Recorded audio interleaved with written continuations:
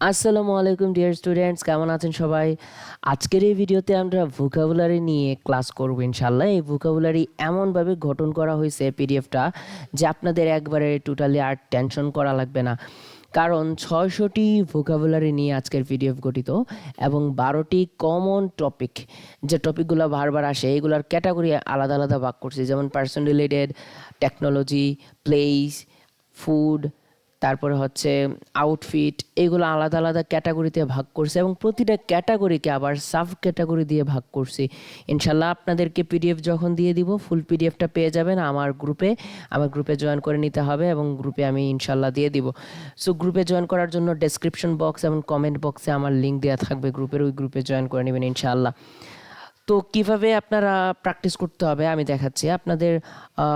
ধরেন আপনি person related Q কার্ডের জন্য আলাদা আলাদা ভাগ করে দিয়েছি, যেমন পার্সন রিলেটেড কিউ কার্ডের জন্য যে টপিক ভোকাবুলারিগুলা, যেমন পার্সোনালিটি অ্যান্ড ক্যারেক্টার নিয়ে কিছু ভোকাবুলারি আছে, open minded, down to earth, এরকম অনেক কিছু ভোকাবুলারি আছে। আবার দেখবেন অ্যাপিয়ারেন্স, অ্যাপিয়ারেন্স মানে হচ্ছে কিভাবে উনি আউটফিটটা পরেছেন, কেমন দেখতে উনি। অ্যাপিয়ারেন্স নিয়ে আমরা অনেক সময় অনেক মানুষের বলি, যেমন সে ওয়েল গ্রুমড মানে পরিপাটি একজন মানুষ, এরকম ইলিগেন্ট দেখতে। আমরা অনেক সময় অ্যাপিয়ারেন্স নিয়ে কথা বলি, তারপর স্কিল নিয়ে কথা বলি। তো দেখতেছেন যে আপনার প্রত্যেকটা জিনিস নিয়ে সুন্দরভাবে সাজানো। তারপরে হচ্ছে রিলেশনশিপ অ্যান্ড বিহেভিয়ার, সে একজন সে সবার প্রতি অ্যাফেকশনেট, ট্রাস্টওয়ার্থি, সে ভরসাযোগ্য বা তাকে বিশ্বাস করা যায়, রিলায়েবল। তারপর জেনারাস, তারপর হচ্ছে ইনফ্লুয়েন্স অ্যান্ড ইমপ্রেশন, ইনফ্লুয়েন্সিয়াল, সে প্রভাবশালী একজন মানুষ, রোল মডেল। তারপরে হচ্ছে অ্যাডমায়ারেবল, প্রশংসনীয়। সো এরকমভাবে প্রত্যেকটা সাব ক্যাটাগরিতে আলাদা আলাদা আলাদা আলাদা ওয়ার্ড দেওয়া হয়েছে, যেগুলো আলাদাভাবে আপনারাই মানে ব্যবহার করতে পারেন। রিলেশনশিপ কীরকম মানুষের সাথে, সেটার জন্য আলাদা আমি ভোকাবুলারি রাখছি। আবার তার স্কিল কীরকম সেটা যেন এক্সপ্লেন করতে পারেন, সেটার জন্য আবার আলাদা আমি ভোকাবুলারি রাখছি। তারপরে আমি যদি যাই, যেমন আমি প্লেস রিলেটেড যদি আমি যাই, দেখবেন ডিসক্রাইবিং বিউটি অর নেচার। আপনি কোন একটা প্লেসের বিউটি, সৌন্দর্য, নেচার, ওইটা যদি আপনি এক্সপ্লেন করতে যান যে ছবির মতো সুন্দর, পিকচারেস্ক, পিকচারেস্ক একটা আপনি সিনারি, তারপর হচ্ছে সাইনিক বিউটি, তারপর হচ্ছে সিরিন, শান্ত পরিবেশ, ট্রানকুইল, এরকম। তারপরে আপনি মনে করেন সিটি এবং টাউন, এইগুলো যদি এক্সপ্লেন করতে যান, যেমন যে শহরগুলা অনেক বেশি ব্যস্ততা থাকে, আপনি বলতে পারেন বাসলিং সিটি, ভাইব্রেন্ট সিটি, প্রাণবন্ত একটা সিটি, মানে অনেক বেশি মানে লাইভলি, মানুষ অনেক বেশি এখানে চলাফেরা করে বা মানুষের চলাফেরাটা অনেক বেশি। আপনি বলতে পারেন ভাইব্রেন্ট সিটি, মেট্রোপলিটন, মহানগরী সুলভ। তারপর হচ্ছে কসমোপলিটন, অর্থ হচ্ছে বহু সংস্কৃতির মিশ্রণ। এইগুলো আপনারা পড়েন নাই, অনেকগুলো ওয়ার্ড আছে, এইগুলো অ্যাড করতে পারেন। অনেক ওয়ার্ড আছে আপনার জানাশোনা, অনেক ওয়ার্ড আছে অজানা। আবার দেখেন আর্কিটেকচার এবং ল্যান্ডমার্কস নিয়ে আলাদাভাবে ক্যাটাগরি তৈরি করে ফেলছি।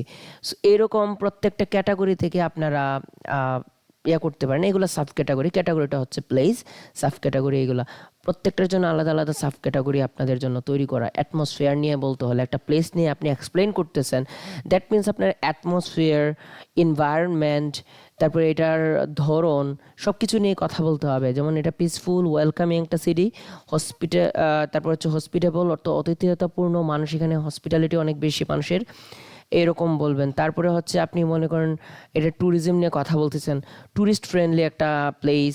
তারপর হচ্ছে অফ দ্য বিটেন ট্র্যাক, অর্থ হচ্ছে কম পরিচিত। অনেক সময় এরকম কিউ কার্ড আসে যে এমন একটা প্লেস নিয়ে বলো যেখানে তুমি গিয়েছো, অনেক সুন্দর, বাট এটা underrated. So you can say off the beaten track, that means কম পরিচিত বা অপ্রচলিত স্থান। ওভার ক্রাউডেড মানে অতিরিক্ত ভিড়পূর্ণ। So you are describing about the place from the various perspective, right? So আপনার বিভিন্ন ধরনের ওয়ার্ড দরকার, বিভিন্নভাবে সাব ক্যাটাগরি এই জন্য তৈরি করা। আচ্ছা, আমরা যদি যাই টেকনোলজি রিলেটেড ভোকাবুলারি নিয়ে, আমাদের জেনারেল টেকনোলজি এগুলো কীরকম হয়, কাটিং এজ, সর্বাধুনিক, যেটা লেটেস্ট এডিশনের একটা মনে করেন মোবাইল ফোন, মানে বা লেটেস্ট এডিশনের একটা অ্যাপ্লায়েন্স যন্ত্র, তখন আপনি কাটিং এজ বলতে পারেন। স্টেট অফ দ্য আর্থ, অর্থ প্রযুক্তির শীর্ষ পর্যায়ে। দেখতেছেন কি সুন্দর সুন্দর ওয়ার্ড আমি ইউজ করছি এখানে। আমি যদি আরও সাব ক্যাটাগরি দেখাই, গ্যাজেটস অ্যান্ড ডিভাইসেস, আপনি যদি বলেন পোর্টেবল, বহনযোগ্য, আপনার মোবাইল ফোন অথবা laptop, it is a portable device, right? But your desktop is not a portable device. So you are explaining about your appliance, about your gadget. So আপনি wearable technology, শরীরে পরিধানযোগ্য প্রযুক্তি, যেমন smart watch, it is a wearable technology, but the laptop is not a wearable technology. So আপনি প্রত্যেকটা sub ক্যাটাগরির জন্য আলাদা আলাদাভাবে শিখতে পারতেছেন। সো এইখানে 12টা মানে আমি ক্যাটাগরি আছে, 12 ধরনের ক্যাটাগরি, 600টা ভোকাবুলারি, যেগুলো আপনি যদি শিখেন, মুখস্থ না, আমি বুঝাই দিচ্ছি কীভাবে শিখতে হবে। আপনি প্রথমে মনে করেন একটা কিউ কার্ড নিলেন, এটা কোন ক্যাটাগরিতে পড়তেছে, যেমন এটা যদি পার্সন রিলেটেড হয়, আপনি আপনার কিউ কার্ডটা সামনে রাখবেন এবং আপনার এই পিডিএফটা সামনে রাখবেন। 1 মিনিট প্রিপারেশন টাইম আছে না, ওই 1 মিনিট প্রিপারেশন টাইমে এইগুলো আপনি বাছাই করে নেবেন, কোন কোন ওয়ার্ডগুলো আপনি বলতে যাচ্ছেন, আপনি মাথায় একটা প্ল্যান করে নিলেন। Then you are applying the words. এরকম হলে আপনি ওয়ার্ডগুলো কি সহজে আপনার হ্যাবিট হয়ে যাবে।